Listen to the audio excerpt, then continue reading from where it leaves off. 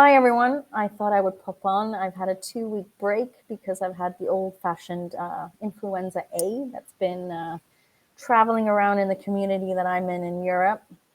And we've been bedridden, me and the kids, since 2 weeks with high temps. So it seems to be a little bit of a epidemic right now with the old fashioned flus that are going around instead of COVID. But I did want to pop in today in order to highlight a little bit on the local situation that's happening in Shanghai. And although I'm not based in Shanghai, this is really what I'm hearing from friends, colleagues, business partners in terms of what's happening and how it's actually affecting our business as well in Shanghai. So Shanghai has been going through a lockdown. It's been now probably about 3, if not 4 weeks, depending on the community that people are living in. And ultimately, I have colleagues that don't have the ability to leave their communities, leave their compounds, unless the community itself has had 7 days of zero infections that are running through it.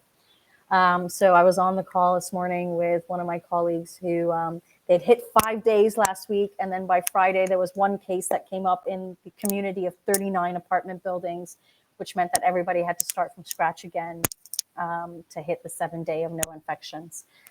So it's a little bit of a difficult period. And from a business perspective, it's just to say that, all types of courier services are halted. So, receiving packages, receiving documents, being able to courier things back and forth is impossible at the moment.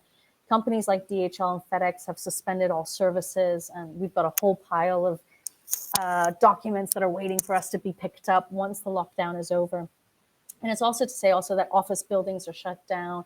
People can't get into their offices, which is again causing problems because either staff from homes are not gaining email access to their servers and therefore can't work at all, or people are pivoting and working now off of WeChat. And obviously for a lot of people, there was very little preparation in all of this. So, there's some people that are truly lost in terms of being able to work and function.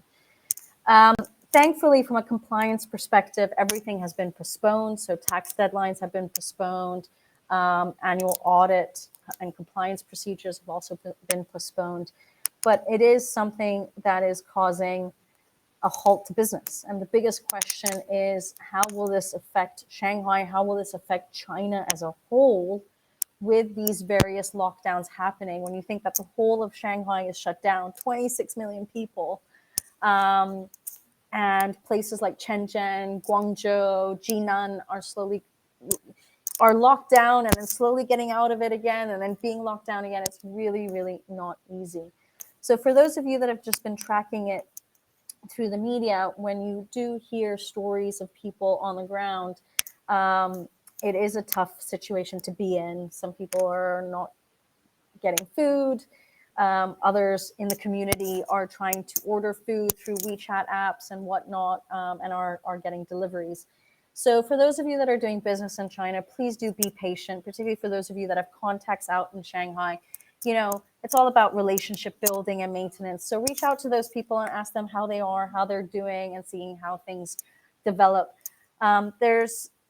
It's very difficult to say when all of this will be over. People are saying hopefully in 1 week. Some people are saying in 2 weeks. Other people are saying it could even be mid-May, which would mean ultimately another 4 weeks of lockdown occurring. So please do be patient. And if you do have any questions about what's happening in Shanghai, don't hesitate to reach out. I'd be happy to give you some insight, not from myself personally, but from friends, colleagues, clients that are in those positions in China. I wish you all a great evening. Take care and goodbye.